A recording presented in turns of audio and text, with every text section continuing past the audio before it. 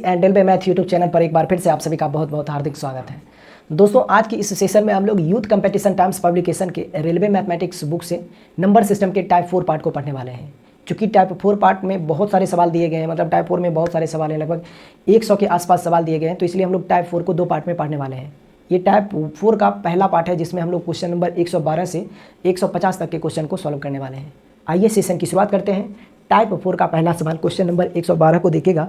सवाल में दिया गया है कि यदि प्रत्येक पैकेट में समान संख्या में पेंसिल मौजूद है और 12 पैकेट में कुल 96 पेंसिल मौजूद है तो 304 पेंसिलों की आवश्यकता होने पर कितने पैकेट खरीदने की आवश्यकता होगी, हमसे सवाल में पूछा जा रहा है। मतलब कि 304 पेंसिल को रखने के लिए कुल कितने पैकेट की आवश्यकता होगी, ये हमसे सवाल में पूछा जा रहा है। बहुत ही आसान सवाल है।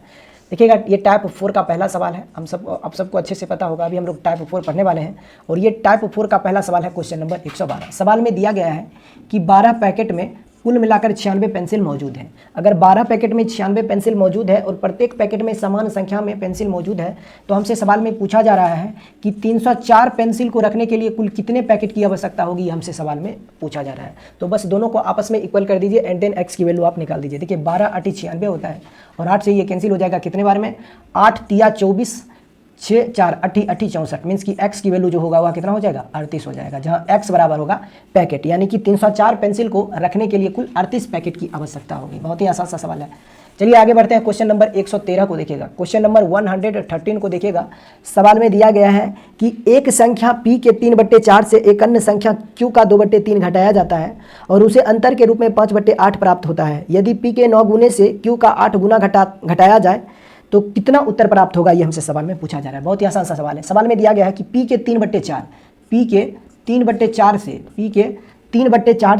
q का 2/3 घटाया जाता है।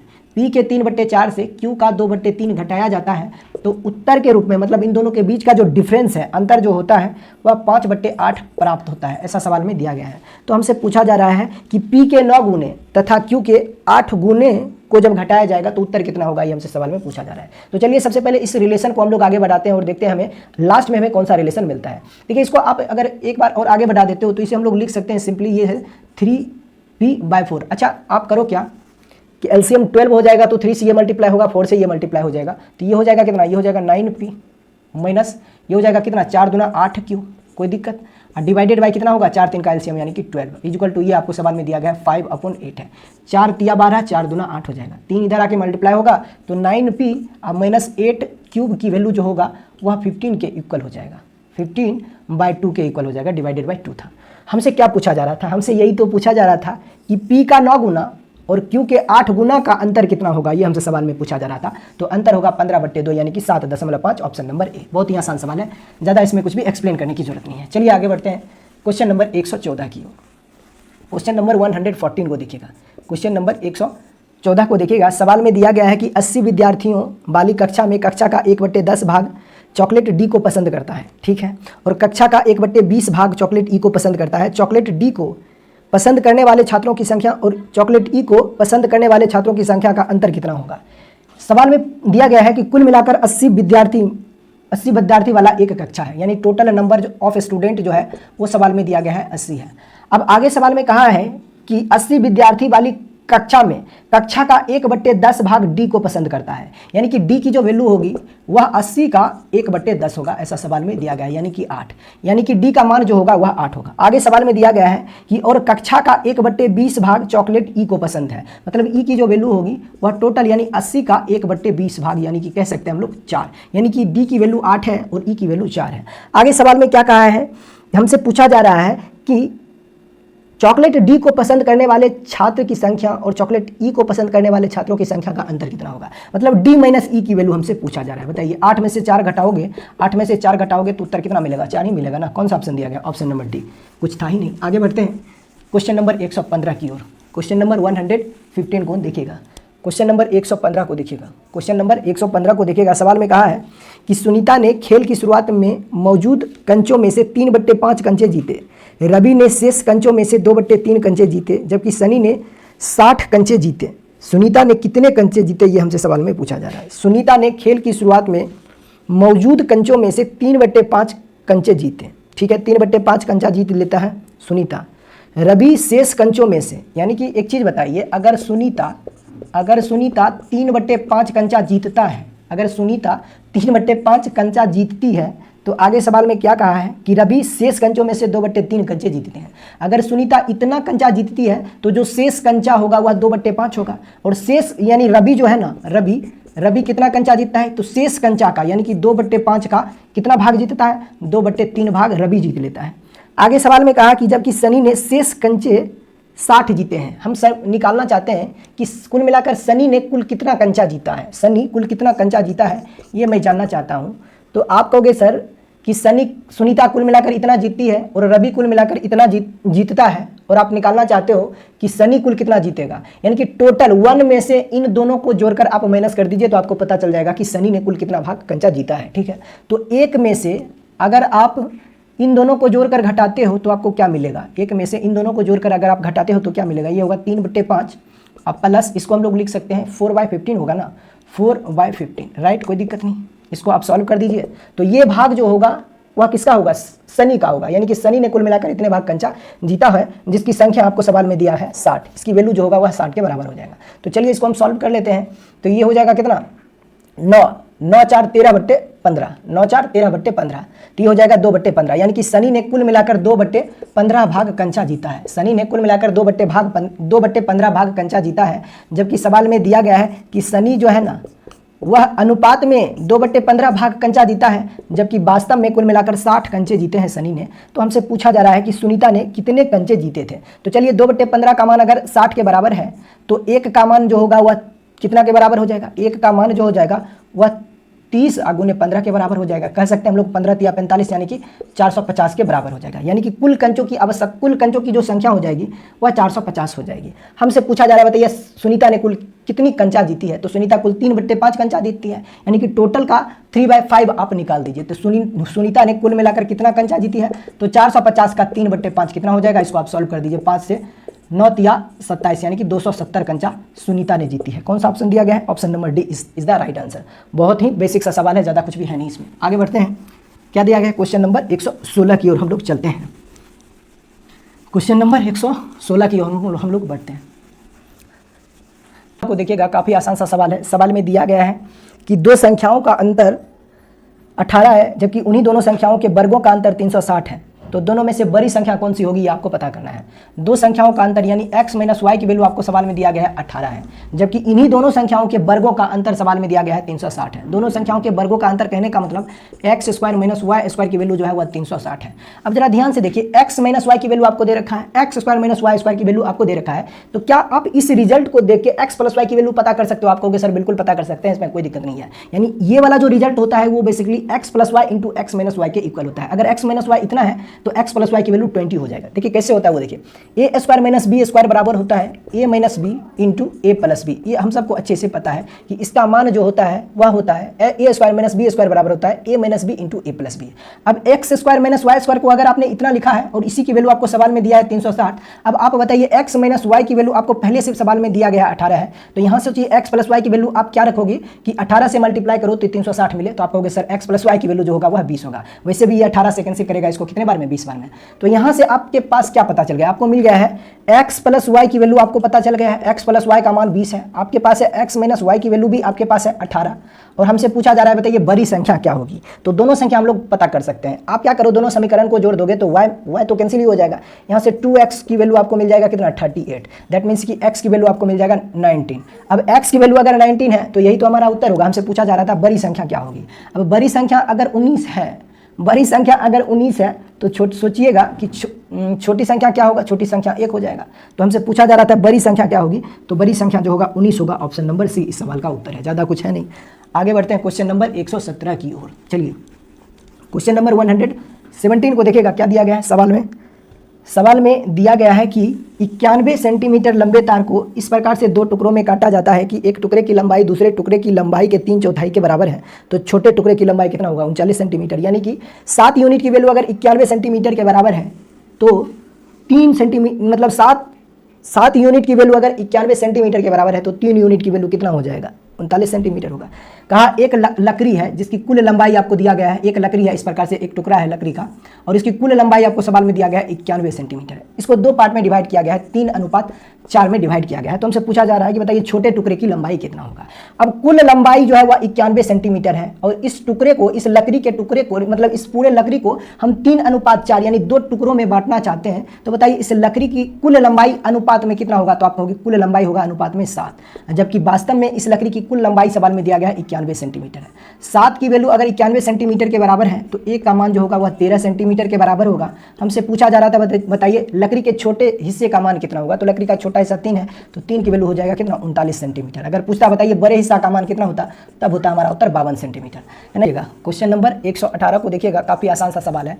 सवाल में दिया गया है एक 3 अंकों वाली संख्या इस प्रकार से है कि इसके इकाई अंक, दहाई अंक और सैकड़े के अंकों का अनुपात 1:2:3 है। इस संख्या और इसके अंकों के क्रम को जब उलट दिया जाता है तो कुल योगफल 1332 प्राप्त होती है। तो हमसे पूछा जा रहा है बताइए वो संख्या क्या होगी। इकाई अंक, दहाई अंक और सैकड़े के अंकों का अनुपात 1:2:3 में दिया गया है। तो हम सवाल में हमसे पूछा क्या जा रहा है कि जब इस संख्या और इसके अंकों को पलट दिया जाता है तो कुल योगफल 1332 है, तो वह संख्या क्या होगी। अच्छा एक चीज बताइए, सबसे पहले अपने पास जो 3 अंकों वाली संख्या होगी उस संख्या का अनुपात क्या होगा। इकाई, दहाई, सैकड़ा, यानी उस संख्या का अनुपात जो होगा वह होगा कुछ 100 ऐसा x प्लस ये दहाई का स्थान होगा तो इसे हम लोग बोल सकते हैं टेंस प्लेस हो जाएगा ये, और ये यूनिट प्लेस है तो इसे हम लोग बोल सकते हैं ये हो जाएगा इतना। इकाई, दहाई, सैकड़ा, यानी अपने पास जो नंबर होगा वह कुल मिलाकर ओरिजिनल नंबर ये होगा, वास्तविक संख्या जो होगी वह कुल इतना होगी। इसको अगर आप जोड़ते हो तो कितना हो जाएगा 123x, यानी कि हमारे पास जो वास्तविक संख्या होगी वह 123 होगी, 123x होगी। अब कहा कि इस संख्या के अंकों को जब पलट दिया जाता है तो कौन सी संख्या बनेगी ये आप हमें बताइए। अब देखिए जब इस संख्या के अंकों को आप पलटोगे, अंकों को पलटने पर या फिर अंक को पलटने पर ये संख्या क्या होगी। जब इस अंक नंबर को आप चेंज करोगे, डिजिट को जब आप रिवर्स करोगे तो बीच वाला नंबर तो हमेशा सेम ही रहेगा, बस ये वाली संख्या इधर आ जाएगी, ये वाली संख्या इधर आ जाएगी, यानी कि यूनिट प्लेस और हंड्रेड्स प्लेस वाले जो डिजिट हैं वो आपस में एक्सचेंज हो जाएंगे, बीच वाला जो नंबर है बस वहीं पे रह जाएगा। तो इस नंबर्स को इस संख्या में जो अंक है उसको आप चेंज करोगे तो जो नंबर आपको मिलेगा वह होगा 321x, यही हो जाएगा।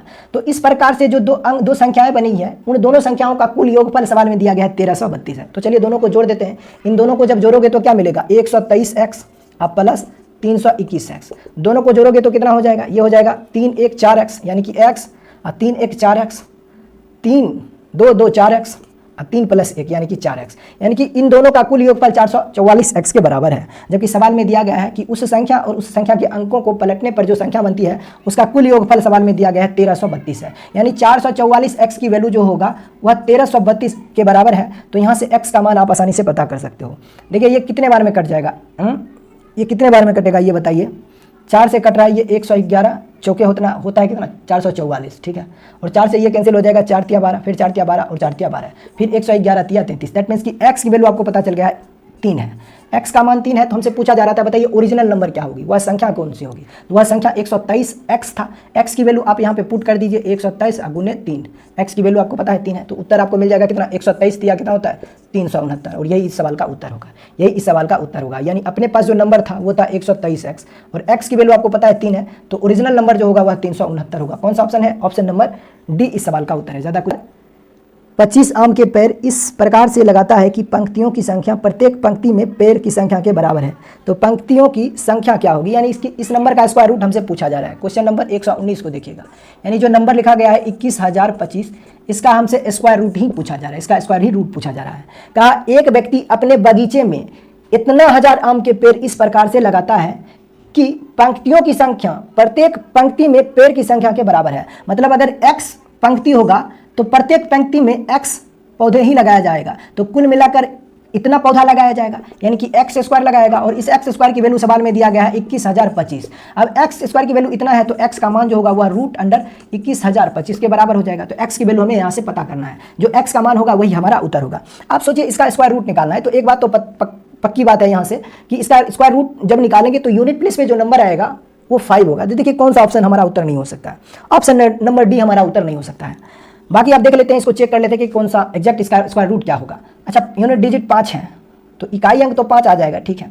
बाकी के यहाँ पे नंबर जो है वह 210 है, 210 है, यहाँ पर जो नंबर है वह 210 है। तो 210 के आसपास वाली संख्या जो पूर्ण वर्ग संख्या वो क्या होता है 196 ना, 196, तो 196 का स्क्वायर रूट कितना होता है 14, तो ये नंबर हो जाएगा कितना 145। यानी x का मान जो होगा वह कितना हो जाएगा 145। यानी कि प्रत्येक पंक्ति में कुल कितने पौधे लगाए जाते हैं 145 पौधे लगाए जाते हैं। यदि पूछता कि बताइए कि पंक्तियों की संख्या कितनी होगी, तो कुल मिलाकर पंक्तियों की संख्या भी 145। चलिए आगे बढ़ते हैं, क्या आगे बढ़ते हैं क्वेश्चन नंबर 120 की ओर। क्वेश्चन नंबर 120 को देखिएगा। सवाल में दिया गया दो संख्याओं का योग इतना है, इन संख्या का एक संख्या का 5 गुना दूसरी संख्या के 4 गुने के बराबर है। यानी कि दो संख्याओं का योगफल आपको सवाल में दिया गया है 27 है। कहा एक संख्या का 5 गुना x का 5 गुना दूसरी संख्या के 4 गुने के बराबर है, y के 4 गुने के बराबर है। ठीक है, तो इन दोनों संख्याओं में से छोटी संख्या क्या होगी, मतलब इन दोनों संख्याओं का अनुपात आपको सवाल में दिया गया है। x बट्टे y यहाँ से आप निकाल सकते हो 4:5, यानी x की वैल्यू अगर 4 है तो y की वैल्यू जो होगा वह कितना होगा 5 हो जाएगा। तो यहाँ से दोनों का अनुपातिक मान, दोनों के जोड़ का अनुपातिक मान 9 होगा, लेकिन वास्तव में दोनों का जोड़ जो है वह 27 के बराबर। अनुपात 9 का मान 27 है, तो 1 का मान हो जाएगा 3 के बराबर। हमसे पूछा जा रहा था बताइए कि छोटी संख्या क्या होगी, तो छोटी संख्या तो ये है, x की अनुपातिक का मान 3 है, तो 4 का मान कितना हो जाएगा 12। यानी कि x की वैल्यू 12 है तो y की वैल्यू हो जाएगा कितना 15। x की वैल्यू 12, y की वैल्यू 15। ठीक है, आगे बढ़ते हैं। ऑप्शन नंबर 1 सवाल का उत्तर हो जाएगा, जो कुछ है ही नहीं। क्वेश्चन नंबर 121 की ओर हम लोग चलते हैं। क्या दिया गया है सवाल में? सवाल में दिया गया है 121 को देखिएगा। सवाल में दिया गया है कि दो क्रमागत प्राकृत संख्या के वर्गों का योगफल, दो क्रमागत प्राकृत संख्या के वर्गों का योगफल 313 है। इन दोनों संख्याओं में से छोटी संख्या ज्ञात कीजिए। दो क्रमागत प्राकृत संख्या, देखिए दो लगातार जो प्राकृत संख्या होती है वह कैसे होता है, जैसे 1 है 2 है 3 है, तो यहाँ पर देखिए ये दो लगातार क्रमागत प्राकृत संख्या है। तो इसी चीज़ को अगर एक्सप्रेस करना होगा तो कैसे लिखेंगे, इसको लिखेंगे अगर x की वैल्यू 1 है तो 2 जो हो जाएगा वह होगा x + 1, यही हो जाएगा जहाँ x बराबर 1। तो किसी भी दो लगातार क्रमागत प्राकृत संख्या को हम लोग कैसे लिखेंगे, यानी पहली प्राकृत संख्या अगर x होगी तो दूसरी प्राकृत संख्या जो होगी वह x + 1 हो जाएगी, है कि नहीं है। अब इन्हीं दोनों के स्क्वायर का सम अपने को सवाल में दिया गया है 1313 के बराबर है। दो क्रमागत प्राकृत संख्या के वर्गों का योगफल 313 है। तो हमसे सवाल में पूछा जा रहा है छोटी संख्या क्या होगी। आप चाहो तो ऑप्शन से कर लीजिए, कोई दिक्कत नहीं है, x की वैल्यू हमारा उत्तर हो जाएगा, या फिर इसे सॉल्व कर दीजिए तो एक इक्वेशन बनेगा, क्वाड्रेटिक वाला इक्वेशन बन जाएगा, है ना। हम लोग वैल्यू ही सोच लेते हैं, x की वैल्यू क्या हो सकता है। सोचिए 313, अगर छोटी संख्या अगर आपसे पूछा जा रहा है तो चारों ऑप्शन में जो सबसे छोटा मान होगा उसी को आप उठाइए। जैसे x की वैल्यू, चारों ऑप्शन में से जो सबसे छोटा होगा सबसे पहले वही वैल्यू आपको उठाना है। मान लीजिए अगर x की वैल्यू अगर हमारा 12 है, तो अगर यहाँ पर x की वैल्यू 12 पुट करते हैं तो इन दोनों के स्क्वायर का सम 313 आना चाहिए। तो 12 का स्क्वायर हो जाएगा 144 प्लस 12 1 13 कितना हो जाएगा 169।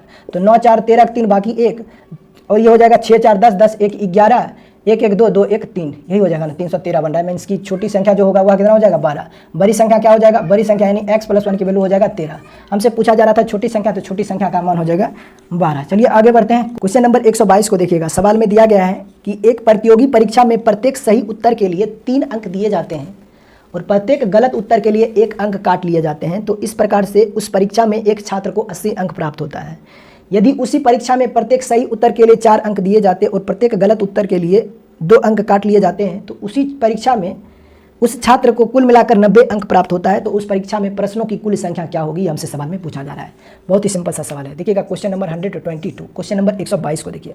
माना कि x प्रश्न उसने सही किए, x प्रश्न उसने सही किए, माना कि x प्रश्न उसने सही किए, यानी कि सही प्रश्नों की जो संख्या होगी वह x होगी, यानी कि जो सही प्रश्न होगा, सही प्रश्न की संख्या जो होगी वह x होगा, और गलत प्रश्नों की जो संख्या होगी वह y होगा। सही प्रश्नों की संख्या x होगा तो गलत प्रश्नों की संख्या जो होगा वह y होगा। हमसे पूछा जा रहा है बताइए कुल प्रश्नों की संख्या क्या होगी, यानी कि x + y की वैल्यू हमसे पूछा जा रहा है। कुल प्रश्नों की संख्या कहने का मतलब गलत प्रश्न और सही प्रश्न को जोड़ दीजिएगा तो कुल प्रश्न बन जाएंगे। कुल प्रश्नों की संख्या क्या होगी, हमसे सवाल में पूछा जा रहा है। अपने सवाल में कंडीशन दिया गया है। फर्स्ट जो कंडीशन है उसमें कहा है कि अगर एक मार्क्स मतलब एक प्रश्न अगर सही किया जाता है तो उसे 3 मार्क्स मिलते हैं। अभी आपने माना कि उस छात्र ने कुल मिलाकर x प्रश्न का सही जवाब दिया है। अगर एक प्रश्न का सही जवाब देता है तो उसे कुल 3 मार्क्स मिलता है। तो x सवाल उसने अगर सही किया है तो कुल मिलाकर उसे इतना मार्क्स मिलना चाहिए। ठीक है, आगे सवाल में कहा है कि अगर एक सवाल का उसने गलत जवाब दिया तो 1 अंक काट लिए जाएंगे। एक सवाल का अगर उसने गलत जवाब दिया तो 1 अंक काट लिया जाएगा। उसने कुल मिलाकर इतना सवाल का गलत जवाब दिया है तो कुल मिलाकर सही मार्क्स में से इतने मार्क्स काट लिए जाएंगे। तो इस प्रकार से उसे कुल मिलाकर 80 मार्क्स मिलते हैं। तो इस प्रकार से उसे कुल मिलाकर 80 अंक मिलते हैं, ऐसा सवाल में दिया गया है। यानी कि सही मार्क्स जितने भी सवाल उसने सही किए हैं उसके बदले में जितने भी मार्क्स उसे मिले हैं उसमें से जितने भी उसने गलत सवाल किए हैं और प्रत्येक गलत के उत्तर के लिए 1 अंक काट लिया जाता है। तो इस उत्तर में से इस मार्क्स को जब घटाया जाता है तो उस छात्र को कुल मिलाकर 80 मार्क्स मिलते हैं, ऐसा सवाल में दिया गया है फर्स्ट कंडीशन के अनुसार। आगे कहा कि सेकंड कंडीशन के हिसाब से कि अगर उसने प्रत्येक सही उत्तर के लिए उसे 4 मार्क्स मिलता तो आपको पता है कि उसने कुल x मार्क्स यानी कि x प्रश्न उसने सही किया है। अगर एक प्रश्न वह सही करता तो उसे कुल 4 मार्क्स मिलता और उसने कुल मिलाकर अगर x प्रश्न सही किया है तो उसे कुल मिलाकर इतना मार्क्स मिलता। और कहा कि अगर प्रत्येक गलत उत्तर के लिए उससे 2 अंक काट लिए जाते हैं सेकंड कंडीशन के अनुसार। प्रत्येक गलत उत्तर के लिए 2 अंक अगर काट लिया जाता है और उसने कुल मिलाकर इतना गलत सवाल का जवाब दिया है, यानी कि गलत प्रश्नों की संख्या हुआ है, एक प्रश्न का गलत जवाब देता है तो 2 अंक काटता है और उसने कुल मिलाकर इतना प्रश्न गलत किया है तो कुल मिलाकर इतने मार्क्स जो होंगे वह कट जाएंगे। तो इस प्रकार से उस छात्र को कुल मिलाकर 90 मार्क्स मिलता है। ठीक है, आगे सवाल में हमसे पूछा जा रहा है, बताइए कुल प्रश्नों की संख्या, मतलब x + y की वैल्यू हमसे पूछा जा रहा है। अब आपको पता चल गया है ये हमारा फर्स्ट इक्वेशन है, ये आपका फर्स्ट इक्वेशन है और ये आपका सेकंड इक्वेशन है। अब यहाँ से आप क्या कीजिए, x और y की वैल्यू निकाल दीजिए। बहुत ही आसान है, कैसे निकालते हैं वो देखिए। आप क्या कीजिए, इस इक्वेशन में फर्स्ट इक्वेशन को आप 2 से मल्टीप्लाई कर दीजिए, सेकंड इक्वेशन को 1 से मल्टीप्लाई कर दीजिए। तो फर्स्ट इक्वेशन को अगर आप 2 से मल्टीप्लाई करोगे तो ये 18 दूना 80 दूना 160 हो जाएगा। ठीक है, और ये हो जाएगा 2y और ये हो जाएगा कितना 6x, ये हो जाएगा 6x। ये माइनस का साइन नहीं है, ये हमारा फर्स्ट इक्वेशन है और ये सेकंड इक्वेशन है। अब क्या करते हैं हम लोग दोनों इक्वेशन को आप क्या कीजिए, घटा दीजिए। दोनों इक्वेशन यानी फर्स्ट इक्वेशन में से अगर सेकंड इक्वेशन को आप माइनस करते हो तो ये वाला तो टर्म कैंसिल ही हो जाएगा। यहाँ पर आपको मिल जाएगा 2x और 2x की वैल्यू आपको मिल जाएगा किसके बराबर हो जाएगा। तो 160 में से 90 घटेगा तो कितना हो जाएगा 70, यही होगा ना। तो 2x की वैल्यू अगर 70 है तो x की वैल्यू आपको मिल जाएगा 35। x की वैल्यू अगर 35 है तो हमसे क्या पूछा जा रहा है, x + y। x की वैल्यू आपने निकाल दिया है 35 और y की वैल्यू निकाल दीजिए, किसी भी एक इक्वेशन में पुट कर दीजिए। जैसे यहीं पे मैं 35 पुट कर देता हूँ x की वैल्यू, तो ये 35 चौका 140 होता है। 140 जब इधर आएगा तो माइनस में हो जाएगा, तो मतलब कि माइनस 2y की वैल्यू आपको मिल जाएगा, -2y की वैल्यू आपको मिल जाएगा -50 के इक्वल। तो यहाँ से आपको मिल जाएगा y की वैल्यू जो होगा वह 25। अब x की वैल्यू आपको मिल गया है 35, y की वैल्यू 25 है, तो x + y का मान कितना होगा बताइए। x + y की वैल्यू जो होगा वह 35 + 25 यानी कि 70 होगा और यही सवाल का उत्तर भी होना चाहिए। कौन सा ऑप्शन दिया गया है, ऑप्शन नंबर सी इस सवाल का उत्तर। बाकी कुछ है ही नहीं सवाल में, बस लैंग्वेज को समझना है और सवाल को सॉल्व करना है। चलिए आगे बढ़ते हैं। क्वेश्चन नंबर क्या दिया गया है, क्वेश्चन नंबर 123।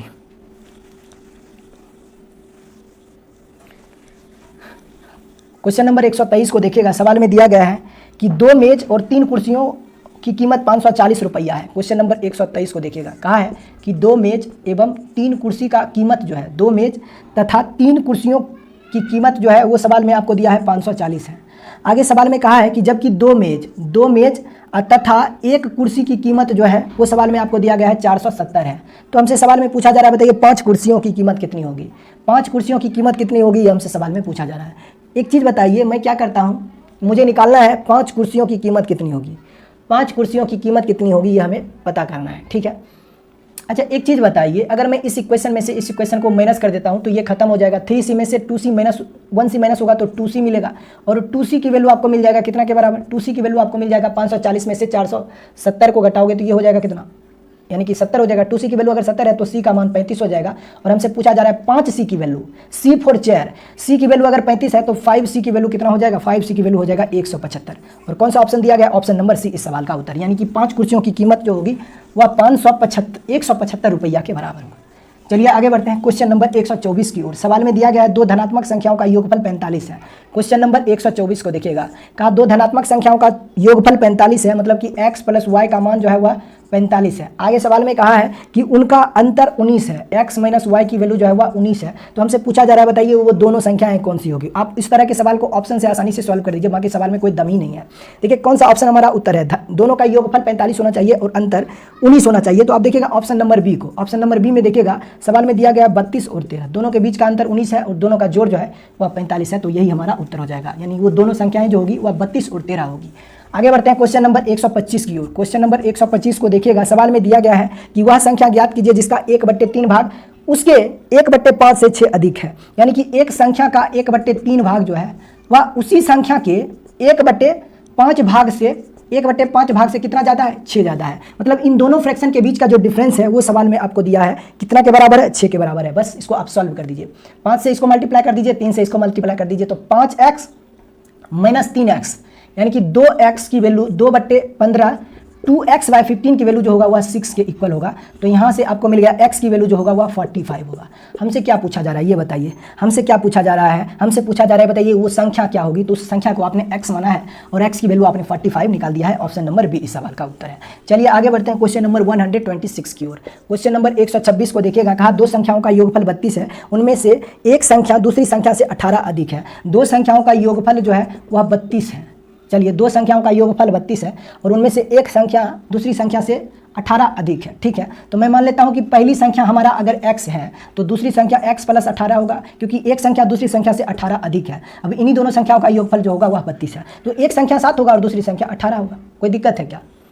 नहीं, एक संख्या अगर 7 है तो दूसरी संख्या 25 होगा ना, तब ना दोनों का योगफल 32 हो गया और दोनों का अंतर 18 होगा। यही तो दोनों संख्याएं होंगी। हमसे क्या पूछा जा रहा था, बड़ी संख्या क्या होगी, तो बड़ी संख्या 25 होगी। ऑप्शन नंबर ए, ज़्यादा कुछ है नहीं। चलिए आगे बढ़ते हैं, क्वेश्चन नंबर 127 को देखिएगा। क्वेश्चन नंबर 127 को देखिएगा, कहा है क्वेश्चन नंबर 127 को देखिएगा, सवाल में कहा है कि तीन कुर्सी तथा दो मेज की कुल कीमत 1850 है। राइट, आगे सवाल में कहा है कि 3 मेज, 5 कुर्सी और 3 मेज, 5 कुर्सी तथा 3 मेज की कुल कीमत जो है वह 2850 है। 2850 है, तो हमसे पूछा जा रहा है कि 2 कुर्सी तथा 2 मेज की कुल कीमत कितनी होगी। 2 कुर्सी तथा 2 मेज की कुल कीमत कितनी होगी। बस इक्वेशन को हमें सॉल्व करना पड़ेगा। इसको आप यानी कि फर्स्ट इक्वेशन में 3 से मल्टीप्लाई कर दीजिए, सेकंड इक्वेशन में आप 2 से मल्टीप्लाई करके सॉल्व कर दीजिए। तो ये आपको मिल जाएगा 9c प्लस ये हो जाएगा 6m इक्वल टू ये हो जाएगा 18 × 54 50 × 150 यानी कि 5550 हो जाएगा, 5550 हो जाएगा। फिर इसको जब आप 2 से मल्टीप्लाई करोगे तो ये हो जाएगा 10c प्लस 6m बराबर ये हो जाएगा कितना 2900। यही होगा ना, 28 दूना 5600, 1 5700, ये हो जाएगा कितना 5700 हो जाएगा। फिर आप इसको सॉल्व कर दीजिए, इस इक्वेशन में से इस इक्वेशन को माइनस कर दीजिए, तो 10 में से 9c घटेगा तो यहाँ से c की वैल्यू आपको मिल जाएगा कितना हो जाएगा, यानी कि इन दोनों के बीच का अंतर कितने का है भाई 150। c का मान 150 है। एक कुर्सी की कीमत 150 है, तो आपको निकालना है 2 कुर्सी की कीमत। 2 कुर्सी की कीमत जो होगा वह 300 हो जाएगा। ठीक, हमसे क्या पूछा जा रहा था, 2 कुर्सी तथा 2 मेज की कीमत कितनी होगी। चलिए एक कुर्सी की कीमत आपको पता है कितना है 150 है। ठीक है, तो यहाँ पे 150 अगर पुट करते हैं तो ये 15 × 45 हो जाएगा, यानी कि 450 अगर इसमें से आप माइनस करते हो, 1850 में से अगर आप 450 माइनस करते हो तो मिलेगा 1450। और ये जो 1450 की वैल्यू होगा वह 2 मेज की कीमत के बराबर होगा। 1450 की वैल्यू अगर 1400 के बराबर होगा ना, इसमें से 450 आपने माइनस किया, 15 × 45, ये 1400 के इक्वल हो जाएगा, 1400 के बराबर हो जाएगा। यानी कि 3 सिम यानी कि कुल मिलाकर 1850 में से अगर आप 450 माइनस करते हो तो आपको क्या मिल जाएगा, ये मिल जाएगा 1800 में मिलेगा, 1400 में मिलेगा। 1850 में से ध्यान दीजिए, 1850 में से आप 450 को माइनस कर दीजिए, 450 को माइनस कर दीजिए, 0 8 में से 4 घटेगा, 4 हो जाएगा, इधर 1 यानी कि 1400। यानी कि 2 मेज की कीमत अगर 1400 है तो 1 मेज की कीमत जो होगा वह कितना हो जाएगा 700 हो जाएगा। और 2 मेज की कीमत आपको पता करना है, तो 2 मेज की कीमत जो होगा वह 1400। अच्छा, यही तो हमसे पूछा था कि 2 मेज और 2 कुर्सी, इतना सॉल्व ही करने की जरूरत नहीं है, ये वैल्यू तो आपको पता ही है। 14 3 1700, कौन सा ऑप्शन दिया गया, ऑप्शन नंबर बी इस सवाल का उत्तर है। चलिए आगे बढ़ते हैं क्वेश्चन नंबर 128 की ओर। क्वेश्चन नंबर 128 को देखेगा। इस सवाल में दिया गया है कि किसी संख्या को इस प्रकार से 2 भागों में विभाजित किया जाता है। देखिए बहुत ही कितना सिंपल सा सवाल है। एक संख्या को 2 भाग में इस प्रकार से बांटा जाता है कि दोनों भाग का अनुपात आपको सवाल में दिया गया है 7:5 के अनुपात में। यानी कि किसी संख्या को इस प्रकार से 2 भागों में बांटा जाता है कि पहला भाग यानी कि पहला भाग दूसरे भाग से 14 अधिक है। यानी पहले भाग अगर 7 है तो दूसरा भाग 5 होगा, तो पहला भाग दूसरे भाग से कितना ज़्यादा हो रहा है, तो आप कहोगे 2 ज़्यादा हो रहा है, लेकिन वास्तव में कितना ज़्यादा हो रहा है 14। 2 की वैल्यू अगर 14 के बराबर है तो हमसे पूछा जा रहा है बताइए उस संख्या क्या होगी। वह संख्या क्या होगी जिस संख्या को आपने 2 भाग में यानी 7:5 में बांटा है। अब बताइए एक ही संख्या को ना आपने 2 भाग में टुकड़ा कर दिया 7:5, तो उस संख्या की कीमत कितनी होगी, अनुपात में 12। अब अनुपात 1 का मान 2 की वैल्यू 14 है तो 1 की वैल्यू अगर 7 होगा तो 12 का मान कितना हो जाएगा 84 होगा ना। कौन सा ऑप्शन दिया गया है, जो ऑप्शन है वही आपका उत्तर हो जाएगा। ऑप्शन देगा क्वेश्चन नंबर 129 को देखिएगा। सवाल में कहा है कि यदि किसी संख्या का 1/3 उस संख्या से 6 अधिक है तो वह संख्या कौन सी होगी। तो संख्या का 1/3 उसी संख्या से 6 अधिक है, ऐसा सवाल में दिया गया है। यानी कि जो उस संख्या का 1/3 होगा, यानी कि उस संख्या के 1/3 का जो मान होगा वह उसी संख्या में 6 जोड़ने के बराबर हो जाएगा। तो हमसे पूछा जा रहा है यानी कि जब उस संख्या में 6 जोड़ दोगे तो दोनों का मान आपस में बराबर हो जाएगा। यानी कि किसी संख्या का जो 1/3 का मान होगा वह उसी संख्या में 6 जोड़ने पर जो योगफल होगा वह उसके इक्वल हो जाता है। x/3 जो है वह x + c के इक्वल है। ठीक है, हमसे क्या पूछा जा रहा है? हमसे पूछा जा रहा है तो वह संख्या कौन सी होगी, वह संख्या कौन सी होगी? अधिक किसी संख्या में 3 से भाग कर दो और उसी संख्या में, यानी किसी संख्या को अगर 3 से भाग कर देते हो तो जो रिजल्ट मिलता है वह उसी संख्या में 6 जोड़ने पर आए परिणाम के बराबर हो जाता है। तो संख्याएं कौन सी होगी आपको पता करना है। तो 3 से मल्टीप्लाई हो जाएगा तो x का मान हो जाएगा 3x + 18, राइट। तो 2x की वैल्यू अगर 18 के -2x की वैल्यू अगर 18 के बराबर है तो x की वैल्यू जो होगा वह -9 के इक्वल होगा। मुझे भी लग रहा था ये कोई ना कोई निगेटिव नंबर ही हो सकता है इस तरीके का। कौन सा ऑप्शन दिया गया? -9, ऑप्शन नंबर डी इस सवाल का उत्तर है। चलिए, पहले मुझे लग रहा था कहीं गलत डाटा तो नहीं दे दिया है सवाल में।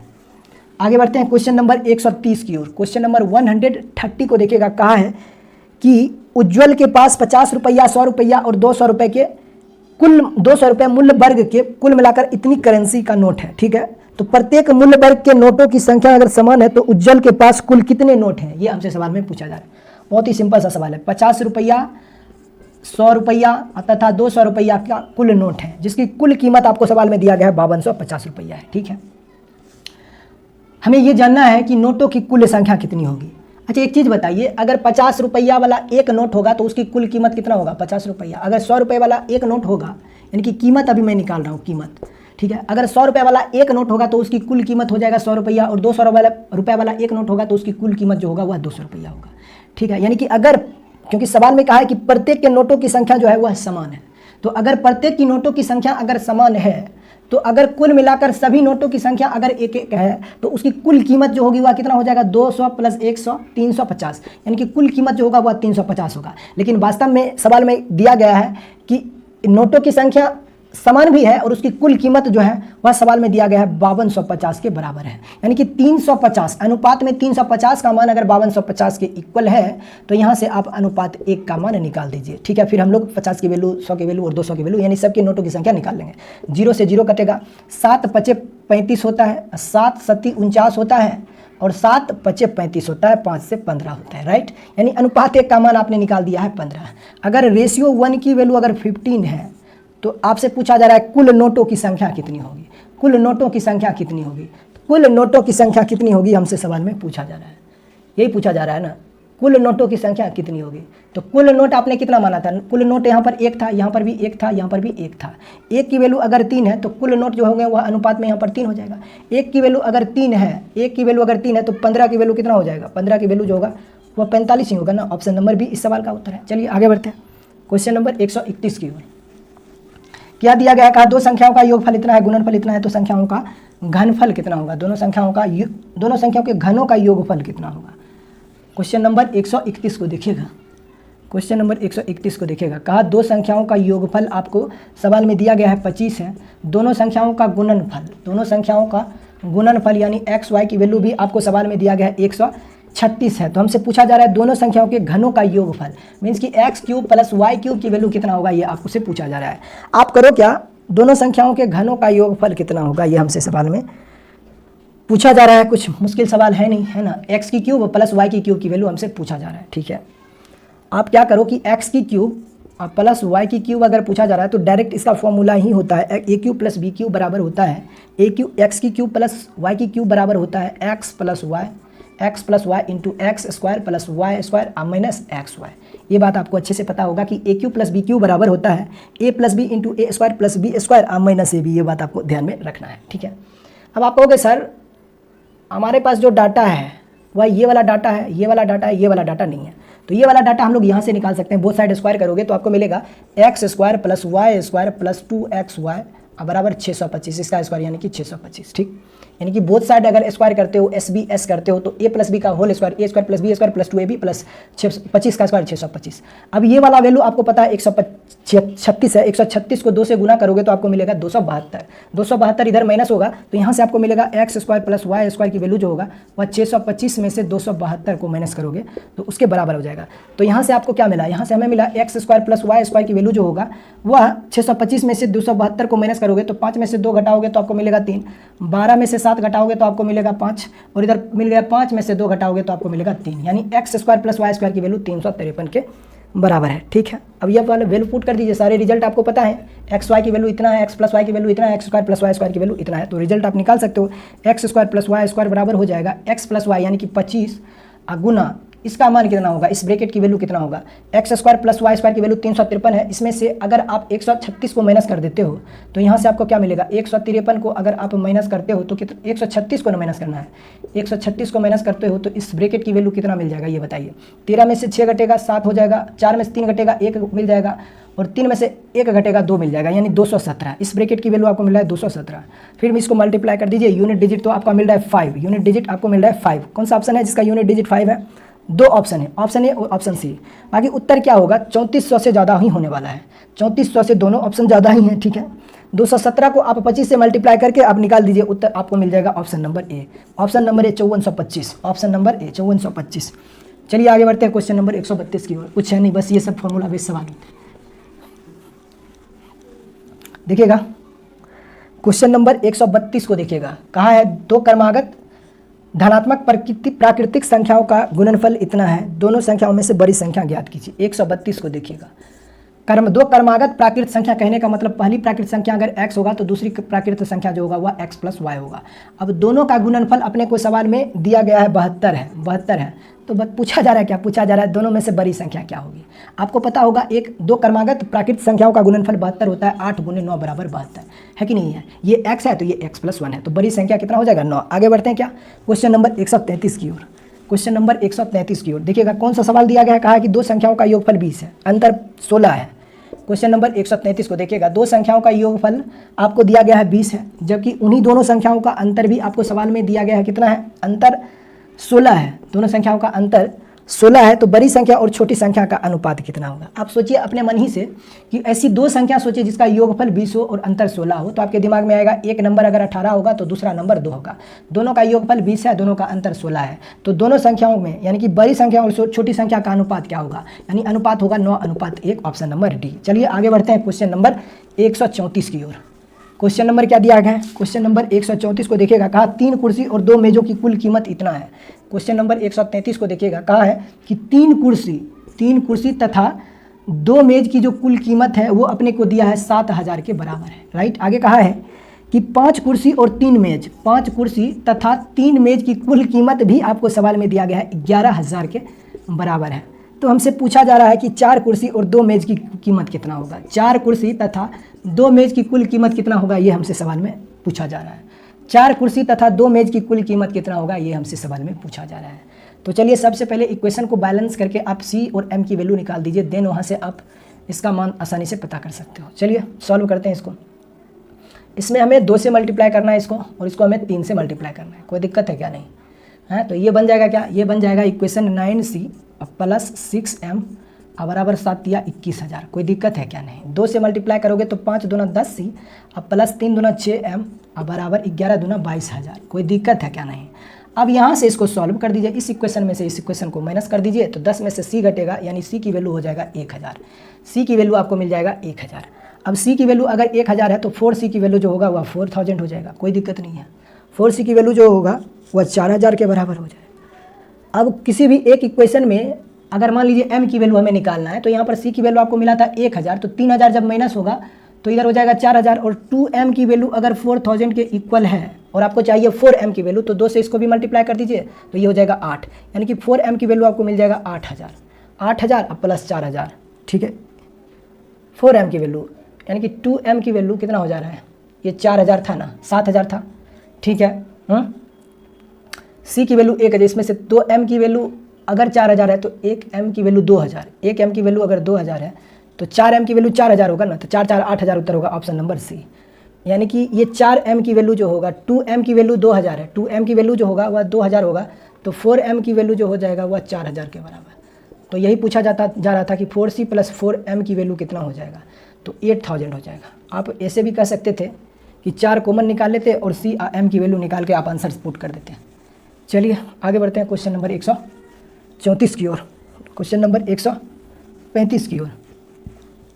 क्वेश्चन नंबर 135 को देखिएगा, कहा एक 2 अंकों की संख्या और उसके अंकों को आपस में बदल देने से बनी संख्या का योग 99 है। ठीक है, क्वेश्चन नंबर 135 को देखिएगा, कहा है कि एक 2 अंकों वाली संख्या है, एक 2 अंकों वाली संख्या है और जब इसके अंकों को पलट दिया जाता है, जब इसके अंकों को पलट दिया जाता है तो दोनों का योगफल आपस में बदल देने से बनी संख्या का योगफल 99 हो जाता है। मतलब कि x y plus y x की वैल्यू जो होता है वह 99 हो जाता है यदि दोनों अंकों का अंतर, यानी कि एक्स वाई के बीच का जो डिफरेंस होगा, एक्स माइनस वाई के बीच का अंतर जो है वह 3 है। तो संख्या ज्ञात कीजिए, वह संख्या कौन सी होगी।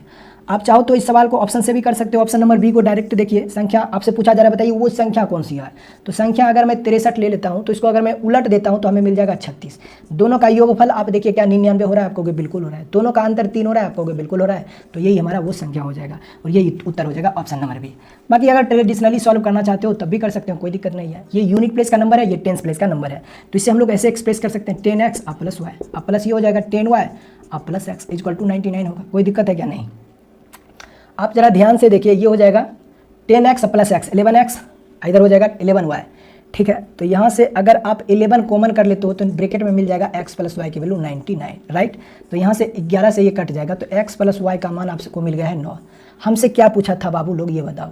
हमसे पूछा जा रहा था वो संख्याएं क्या होगी। तो अपने पास था x प्लस वाई की वैल्यू, अभी आपने निकाला है 9। अपने पास x माइनस वाई की वैल्यू भी था, कितना था 3।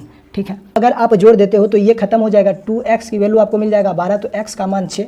x की वैल्यू आप यहाँ पर अगर 6 रखते हो तो y की वैल्यू आपको मिल जाएगा 3। तो वो संख्या कौन सी होगी? संख्या थी x y, तो ये हो जाएगा 6 3 यानी कि 63। ये तुम्हारा उत्तर हो जाएगा। अगर आप इसे ट्रेडिशनली सॉल्व करना चाहते हो तो ऐसे सॉल्व कर सकते हो, बाकी आप इसको ऐसे भी सॉल्व कर सकते हो बाय ऑप्शन से। ऑप्शन से इसे सेकंडों में उत्तर सॉल्व किया जा सकता है। चलिए आगे बढ़ते हैं। 36 को देखिएगा, सवाल में कहा है कि 2 अंकों की एक संख्या है, माना कि 2 अंकों की एक संख्या है एक्स वाई। कहा इन दोनों अंकों का योगफल जो है वह 5 है, मतलब x प्लस वाई का मान जो है वह 5 है। कहा जब इसके अंकों को उलट दिया जाता है, जब इसके अंकों को उलट दिया जाता है तो संख्या 9 कम हो जाती है। तो संख्या 9 कम हो जाती है, ये वाली संख्या जो है वह इससे 9 कम हो जाती है। ठीक है, तो प्रवर्तित संख्या क्या होगी? परावर्तित संख्या क्या होगी? उलटने पर जो संख्या बन रही है वो क्या होगी? ध्यान से देखिएगा ऑप्शन नंबर बी को। ऑप्शन नंबर बी को देखिएगा क्या दिया गया है। अच्छा, सबसे पहले इस तरह के सवाल को ऑप्शन से सॉल्व करने का प्रयास कीजिए और आप उस ऑप्शन को पकड़िए जिसका योगफल सवाल में दे रखा हो। योगफल 5 है तो आप उस ऑप्शन को पकड़िए जिस ऑप्शन में अंकों का योगफल 5 बन रहा हो। अब ये देखिए सवाल में सहयोग बस सारे ऑप्शन में अंकों का योगफल 5 बन रहा है, लेकिन कहा जब अंकों को पलट दिया जाता है तो संख्या जो है 9 कम हो जाती है। ठीक है, ऑप्शन नंबर बी को ध्यान से देखिएगा। हमसे पूछा जा रहा है परावर्तित संख्या। ध्यान से देखिएगा, हमसे पूछा जा रहा है परावर्तित संख्या कौन सी होगी। परावर्तित संख्या कौन सी होगी हमसे सवाल में पूछा जा रहा है। अगर मान लीजिए वह संख्या 23 है, अपने पास जो परावर्तित संख्या होगी वह अगर 23 है तो इसके अंकों को जब हम पलटेंगे तो 32 हो जाएगा। 32 होगा कि नहीं होगा? 32 हो जाएगा। तो ये वाली संख्या जो है वह इससे कितना कम है? ये वाली संख्या जो है वह इससे कितना कम है? आपको कहोगे 9 कम है, तो यही इस सवाल का उत्तर हो जाएगा। हमसे यही पूछा जा रहा था कि परावर्तित संख्या कौन सी होगी, तो ऑप्शन नंबर बी इस सवाल का उत्तर है। चलिए आगे बढ़ते हैं क्वेश्चन नंबर 137 की ओर। क्वेश्चन नंबर 137 को देखिएगा। कहा प्रज्ञा ने अपने जन्मदिन की पार्टी में 7:6 के अनुपात में पुरुष और महिलाओं को आमंत्रित किया है।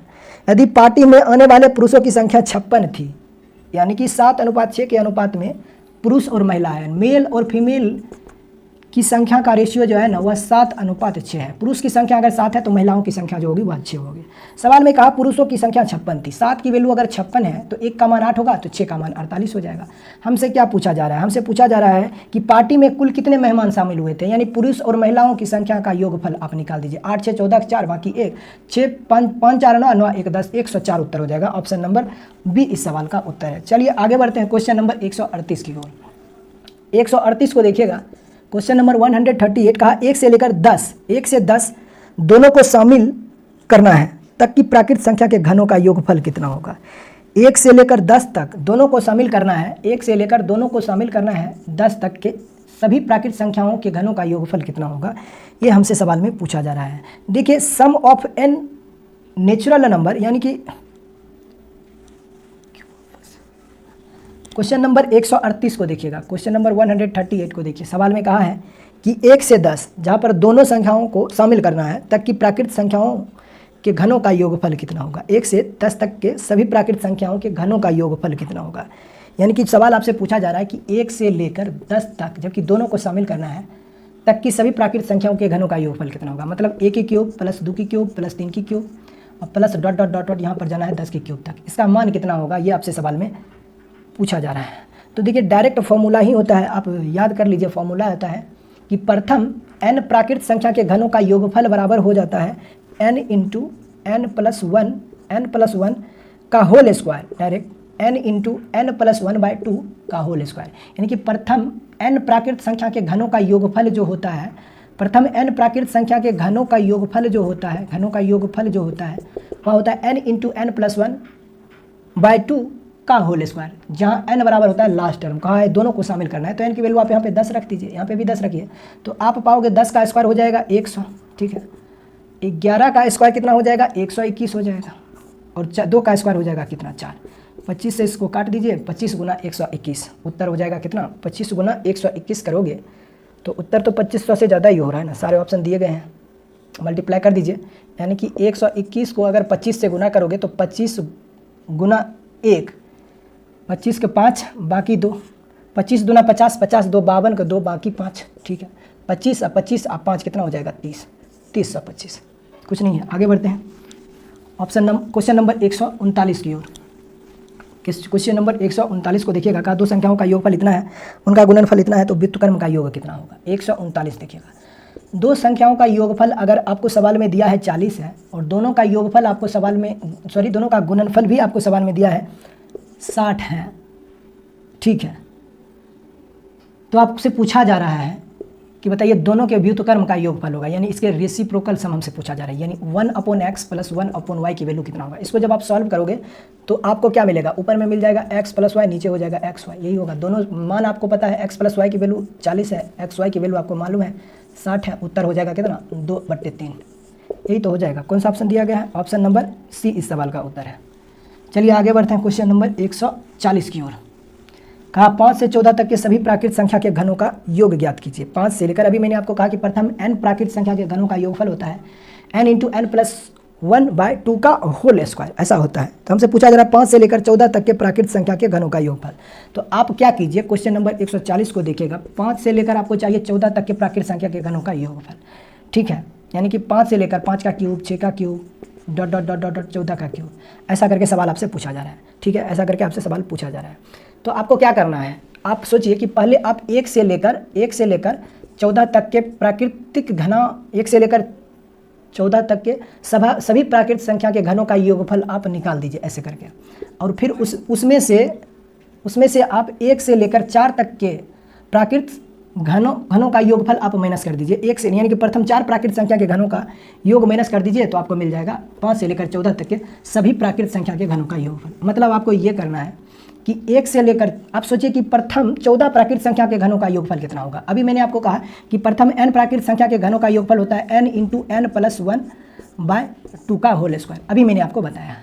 अब आप मुझे बताइए कि प्रथम 14 प्राकृतिक संख्या के घनों का योगफल हो जाएगा इतना 14, गुना ये हो जाएगा 14 इंटू 14 प्लस 1, आप डायरेक्ट इसका स्क्वायर लिख दीजिए ना। 14 का स्क्वायर हो जाता है 200, 196, 15 का स्क्वायर हो जाएगा 225, अब बटे 2 का स्क्वायर हो जाएगा 4, ठीक है। इसमें से आप माइनस कर दीजिए कितना, मतलब मैं आपको फॉर्मेट बता देता हूँ, आप खुद सॉल्व कर दीजिएगा। यानी कि प्रथम 14 प्राकृतिक संख्या के घनों का योगफल होगा n इंटू n प्लस 1/2 का होल स्क्वायर, अब माइनस इसमें से प्रथम 4 प्राकृतिक संख्या के घनों का योगफल आप माइनस कर दीजिए, तब आपको मिल जाएगा 5 से लेकर 14 तक के प्राकृतिक संख्या के घनों का योगफल, ठीक है। आपको क्या माइनस करना है, प्रथम 4 प्राकृतिक संख्या के घनों का योगफल माइनस करना है, तो ये हो जाएगा 4 प्लस 1/2 का होल स्क्वायर। इसको आप माइनस कर दीजिए तो आपको मिल जाएगा 5 से लेकर 14 तक के प्राकृतिक संख्या के घनों का योगफल। ये सब आप खुद से कर सकते हो। आगे बढ़ते हैं, कौन सा उत्तर आ जाएगा, ऑप्शन नंबर बी इस सवाल का उत्तर हो जाएगा 10,925। 141 की ओर चलते हैं। कहा दो क्रमागत धनात्मक विषम पूर्णांकों के वर्गों का अंतर 56 है, तो दोनों क्रमागत विषम पूर्णांक ज्ञात कीजिए। 141 को देखिएगा, कहा है कि दो क्रमागत धनात्मक विषम पूर्णांकों के वर्गों का योगफल 56 है। तो दोनों क्रमागत विषम पूर्णांक ज्ञात कीजिए। इसको ऑप्शन से कर लीजिए, कोई दिक्कत नहीं है, बस दोनों का योगफल 56 होना चाहिए, वर्गों का योगफल 56 होना चाहिए। दो क्रमागत धनात्मक विषम पूर्णांकों के वर्गों का अंतर 56 होना चाहिए, ठीक है, अंतर, योगफल नहीं, अंतर 56 होना चाहिए। तो सोचिएगा ऑप्शन से अगर मैं करता हूँ 141 में, तो दो क्रमागत धनात्मक विषम पूर्णांकों के वर्गों का अंतर 56 कहाँ पे आएगा? अगर इसको ऑप्शन से करते हो तो ऑप्शन नंबर ए में देखिएगा 17 और 19 दिया गया है। इसका स्क्वायर होता है 361, इसका स्क्वायर होता है 289। दोनों के बीच का अंतर 11 में से 9 माइनस करोगे तो यूनिट डिजिट 2 आ जाएगा और अंतर 6 है, तो ऑप्शन नंबर ए उत्तर नहीं होगा। बी को अगर चेक करते हो ऑप्शन नंबर बी को, तो यहाँ पे दिया गया है 13,15, 13,15, इसका स्क्वायर होता है 225 और इसका स्क्वायर होता है 169। अंतर 56 आ रहा है क्या? दोनों का अंतर 56 आ रहा है क्या? 15 में से 9 को घटाओगे तो 6 मिलेगा, 21 में से 16 को घटाओगे 5 मिलेगा। यही इस सवाल का उत्तर है, ऑप्शन नंबर बी, है ना। ऐसे समय बचाया जाता है एग्जाम में, बाकी ट्रेडिशनली तो आप कर ही सकते हो, है ना, किताबों में भी दे रखा होगा। क्वेश्चन नंबर 142 को देखिएगा, ये फिर से वही स्क्वायर रूट वाला सवाल है। कहा एक बाग में 5776 पेड़ हैं, पेड़ों को कुछ इस प्रकार से व्यवस्थित किया जाता है कि पेड़ों की जितनी पंक्तियां हैं प्रत्येक पंक्ति में उतने ही पेड़ हैं। मतलब अगर पंक्तियों की संख्या अगर x है तो जितनी पंक्तियों की संख्या होगी उतने ही प्रत्येक पंक्ति में पौधे भी लगाए जाएंगे। तो कुल पौधों की संख्या x² हो जाएगा, लेकिन वास्तव में पौधों की कुल संख्या जो है वह 5776 है। यानी कि x² की वैल्यू अगर 5776 के बराबर है तो x का मान जो होगा वह √5776 के इक्वल होगा। तो यहाँ से आप इसका स्क्वायर रूट निकाल दीजिए। अपने सन को देखोगे तो अपने को पता है ऑप्शन नंबर ए और ऑप्शन नंबर सी हमारा उत्तर नहीं होगा, बी या डी में से कोई एक हमारा उत्तर होगा। यानी यूनिट डिजिट तो फिक्स हो गया कि हमारा 6 होगा। अब अगर यूनिट डिजिट 6 है तो इसका 10th प्लेस वाला नंबर निकाल देते हैं। तो देखिए ये नंबर जो है वह 7 के आसपास है, मीन्स कि ये नंबर जो होगा वह 76 का स्क्वायर होगा। 76 का स्क्वायर होता है 5776। अच्छा, आपके दिमाग में आएगा कि सर ऑप्शन नंबर डी हमारा उत्तर क्यों नहीं हो सकता? ऑप्शन नंबर डी इसलिए नहीं होगा क्योंकि 50 का स्क्वायर होता है 2500 और 56 का स्क्वायर उससे थोड़ा सा ज़्यादा होगा। तो ये जो होगा वह 2500 से बहुत ज़्यादा है। तो ये इसीलिए ऑप्शन नंबर बी इस सवाल का उत्तर होगा। और कुछ तरीके नहीं है, इस तरह के सवाल को आप स्क्वायर रूट से ही निकाल सकते हैं। आगे बढ़ते हैं क्वेश्चन नंबर 143 की ओर। फिर से वही सवाल है, क्वेश्चन नंबर 143 को देखिएगा। यहाँ पर कहा है कि 3 से 18 तक के सभी संख्याओं के वर्गों का योग ज्ञात कीजिए। 3 से लेकर 18 तक के सभी प्राकृत संख्या के वर्गों का योगफल। प्रथम n प्राकृत संख्या के वर्गों का योगफल होता है। प्रथम n प्राकृत संख्या के वर्गों का जो योगफल होता है, प्रथम n प्राकृत संख्या के वर्गों का योगफल जो होता है वह होता है n into n plus 1 into 2n plus 1 into ये हो जाता है n प्लस 1। प्रथम n प्राकृत संख्या के वर्गों का योगफल हो जाता है n into 2n plus 1 into n plus 1 बटे 6। ये सब आपको अच्छे से पता होगा। प्रथम n प्राकृत संख्या के वर्गों का योगफल होता है n into 2n plus 1 into n plus 1 बटे 6, यही होता है। हमसे पूछा जा रहा है कि 3 से लेकर 18 तक के सभी प्राकृत संख्या के वर्गों का योगफल। तो आप क्या कीजिए कि सबसे पहले आप 1 से लेकर ऐसे डॉट डॉट डॉट करते हुए 18 तक के, यानी कि 1 से लेकर प्रथम 18 प्राकृत संख्या के वर्गों का योगफल निकाल दीजिए। यानी 1 से लेकर 18 तक के सभी प्राकृत संख्या के वर्गों का योगफल निकाल दीजिए। फिर उसमें से प्रथम 2 प्राकृत संख्या के योगफल को माइनस कर दीजिएगा, उत्तर आपको मिल जाएगा। यानी आपको क्या करना है वो देखिए, मैं आपको तरीके बता देता हूँ। यानी कि प्रथम 18 प्राकृत संख्या के वर्गों का योगफल हो जाएगा, जहाँ n बराबर 18, ये हो जाएगा 18 इंटू 2n, n बराबर हो जाएगा 18 अब plus 1 into n plus 1, 18 plus 1 हो जाएगा अब बट्टे 6। इसमें से यानी कि प्रथम 18 प्राकृत संख्या के वर्गों का योगफल इतना हो जाएगा। इसमें से प्रथम 2 प्राकृत संख्या के वर्गों का योगफल आप माइनस कर दोगे तो 3 से लेकर 18 तक के प्राकृत संख्या के वर्गों का योगफल आपको मिल जाएगा। तो प्रथम 2 प्राकृत संख्या के वर्गों का योगफल हो जाएगा, जहाँ n बराबर 2 हो जाएगा, तो 2 इंटू 2 प्लस 1 इंटू हो जाएगा 2 प्लस 1 अपॉन 6 हो जाएगा। बस इसको आप सॉल्व कर दीजिए तो यहाँ से आपको उत्तर मिल जाएगा। उत्तर के रूप में आपको क्या मिल जाएगा? ऑप्शन नंबर डी, यानी कि 2104 मिल जाएगा। यही हो जाएगा उत्तर। आगे बढ़ते हैं क्वेश्चन नंबर 144 की ओर। क्वेश्चन नंबर 144 को देखिएगा। क्वेश्चन नंबर 144 को देखिएगा, 2 संख्याओं का योगफल इतना है, गुणनफल इतना है, तो दोनों संख्याओं का अंतर कितना होगा? 144 को देखिएगा, 2 संख्याओं का योगफल आपको दिया है सवाल में 20 है, दोनों संख्याओं का गुणनफल आपको दिया है 96 है।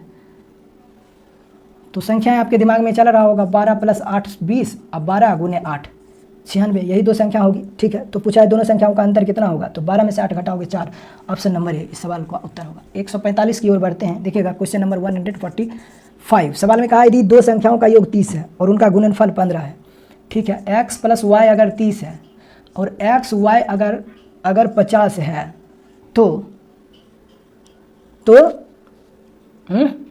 व्युत्क्रम का योग ज्ञात कीजिए, ठीक है। व्युत्क्रम का योग मतलब ax 1/x + 1/y, यानी x + y बटे xy, दोनों का सम और प्रोडक्ट आपको पता है 30/50। उत्तर हो जाएगा 3/5। कौन सा ऑप्शन दिया गया है 145 का, option number 3/5, option number A. चलिए 146 की ओर चलते हैं, क्वेश्चन नंबर 146 को देखिएगा। क्वेश्चन नंबर 146 की ओर हम लोग चलते हैं। यहाँ पे सवाल में दिया गया है कि दो संख्याओं का योग 25 है, उनके बीच का अंतर 15 है, तो दोनों संख्याओं का अनुपात ज्ञात कीजिए। देखिए कितना छोटा छोटा सवाल है, 25 और क्या दिया गया अंतर x - y, आपको oh my God x - y का मान 15 है।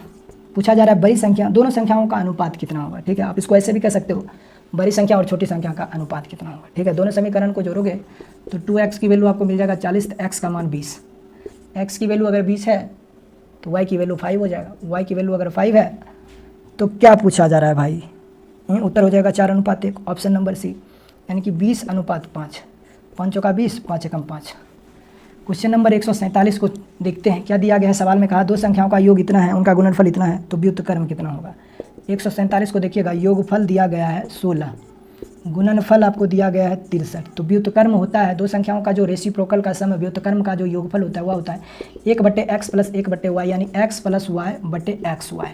x + y की वैल्यू 16 है, xy की वैल्यू अपने को 63 पता है, ठीक है। यही उत्तर हो जाएगा 16/63। देख लीजिए काट उठ के, ऑप्शन नंबर है। आगे बढ़ते हैं 148 की ओर, क्या दिया गया है, अनुपात इतना है, अंतर इतना है। छोटा छोटा सवाल है, दो संख्याओं का अनुपात जो है ना, दो संख्याओं का अनुपात आपको दिया गया है 5:3 है, दोनों संख्याओं का अंतर 50 है। तो यहाँ पे देखिए दोनों संख्याओं का अंतर अनुपात में 2 है, 2 की वैल्यू 50 है तो 1 का मान 25 हो जाएगा, तो 5 की वैल्यू 125, 3 की वैल्यू 75 हो जाएगा। हमसे पूछा जा रहा था क्या, दोनों संख्याओं का गुणनफल कितना होगा। 125 और गुणे 75 निकाल दीजिए, यूनिट डिजिट तो 5 ही बनेगा। अब इसको सॉल्व कर दीजिए, उत्तर आ जाएगा जो होगा ऑप्शन नंबर बी, इसमें कुछ है नहीं। 149 की ओर हम लोग बढ़ते हैं। कहा एक संख्या का 3/5 भाग दूसरी संख्या के आधे से 10 अधिक है। क्वेश्चन नंबर 149 को देखिएगा, कहा एक संख्या का 3/5 दूसरे संख्या के आधे से 10 अधिक है, ठीक है। यदि पहली संख्या का इतने भाग से 8 घटाया जाए तो प्राप्त संख्या दूसरी संख्या के आधे से 4 गुने 4 कम हो जाती है, ठीक है। आप मान लीजिए कि एक संख्या का 3/5 दूसरी संख्या का आधा, यानी कि एक संख्या, क्वेश्चन नंबर 149 देखिए, एक संख्या x है और दूसरी संख्या y है। कहा एक संख्या का 3/5 एक संख्या का 3/5 भाग दूसरी संख्या के आधे से, दूसरी संख्या के आधे से कितना अधिक है, 10 अधिक है, ठीक है। यानी कि इन दोनों का अंतर जो है वह 10 है। आगे कहा यदि पहली संख्या के 3/7 से x के 3/7 से x के 3/7 से 7 भाग से x के 3/7 भाग से अगर 8 घटाया जाता है तो प्राप्त संख्या जो होती है, प्राप्त संख्या दूसरी संख्या के आधे से 4 कम हो जाती है, तो ये दोनों आपस में बराबर हो जाता है, ठीक है। तो निकाल दीजिए, दोनों को सॉल्व कर दीजिए, उत्तर आपको मिल जाएगा। हमसे पूछा जा रहा है दोनों संख्याओं का योगफल कितना होगा, ठीक है। एलसीएम 10 होगा, ये इससे मल्टीप्लाई होगा, इससे ये मल्टीप्लाई होगा। तो इसको जब आप सॉल्व करोगे, फर्स्ट इक्वेशन को अगर आप सॉल्व करते हो, ये हमारा सेकेंड इक्वेशन हुआ, फर्स्ट इक्वेशन को जब सॉल्व करोगे तो ये हो जाएगा 6x माइनस ये हो जाएगा कितना 5y बराबर ये हो जाएगा कितना 100, दोनों मल्टीप्लाई होगा तो 100, 5 दूना 10, एलसीएम हो जाएगा, उधर जाके गुना हो जाएगा। ये हो जाएगा कितना, इसको उधर लेके जाइए, इसको इधर लेके आइए, तो यहाँ से आपको क्या मिल जाएगा। सबसे पहले इसको थोड़ा सा ब्रेक कर लेते हैं। ये हो जाएगा 3x/7 minus y/2 equal to -8, उधर आके क्या हो जाएगा +8 - 4 यानी कि 4, राइट। इसको जब आप सॉल्व करोगे तो ये हो जाएगा 6x माइनस 7y बराबर 14 चौक 56, यही होगा ना। घटा दीजिए, इसमें से इसको घटाओगे तो ये तो ख़त्म हो जाएगा। ये हो जाएगा कितना 7 5 12,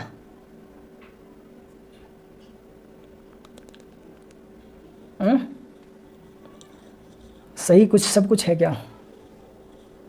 5y - 7, मैं इसमें से अगर इसको आप घटाते हो -6x - 5y - 6x +7 44 यानी कि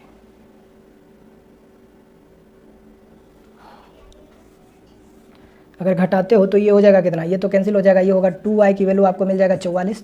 तो यहाँ से y बराबर 22, y की वैल्यू आपको मिल गया है 22। x की वैल्यू आप निकाल दीजिए किसी भी एक इक्वेशन में। अगर y की वैल्यू यहाँ पे अगर आप 22 रखते हो तो ये हो जाएगा 11, 11 इधर आएगा तो प्लस का ये हो जाएगा 21, ये हो जाएगा 21। अब फिर आप निकाल दीजिए 3 से, ये हो जाएगा 7, बचे 35। x की वैल्यू आपको मिल जाएगा 35। दोनों का जोड़ निकाल दीजिए, x + y हो जाएगा कितना, 57। कौन सा ऑप्शन दिया गया? ऑप्शन नंबर बी इस सवाल का उत्तर है। चलिए आगे बढ़ते हैं क्वेश्चन नंबर 150 की ओर। क्वेश्चन नंबर 150 को देखिएगा। क्वेश्चन नंबर 150 देखिएगा, 5 संख्याओं का अनुपात दिया गया है। 150 को देखिएगा, 5 संख्याएं हैं, एक अनुपात, फर्स्ट संख्या, पहली संख्या, दूसरी संख्या, तीसरी संख्या, चौथी संख्या और पाँचवीं संख्या। इन सभी संख्याओं का अनुपात 1 अनुपात 2 अनुपात 3 अनुपात 4 अनुपात 5 के अनुपात में है। ठीक है, उनका योग 30 है, तो दूसरी और पाँचवीं संख्या का योग है 5 4 9 3 12 12 2 14 1 15। यहाँ पर पाँचों संख्याओं का योग अनुपात में 15 है, लेकिन वास्तव में 30 है। तो 1 की वैल्यू आपको मिल गया है 2। हमसे पूछा जा रहा है कि दूसरी और पाँचवीं संख्या का योग, दूसरी और पाँचवीं संख्याओं का योग। तो दूसरी और पाँचवीं संख्या का योग अनुपात में 7 है, 1 की वैल्यू 2 है, तो अनुपात 7 का मान कितना हो जाएगा, 14। कौन सा ऑप्शन दिया गया? ऑप्शन नंबर बी इस सवाल का उत्तर है। तो दोस्तों आज के इस सेशन में हम लोग 112 से लेकर 150 तक के क्वेश्चन को हम लोगों ने सॉल्व किया है। फिर नेक्स्ट जो सेशन होगा वहाँ पे हम लोग टाइप 4 को समाप्त करेंगे। फिर मिलते हैं नेक्स्ट सेशन में, तब तक के लिए बाय बाय।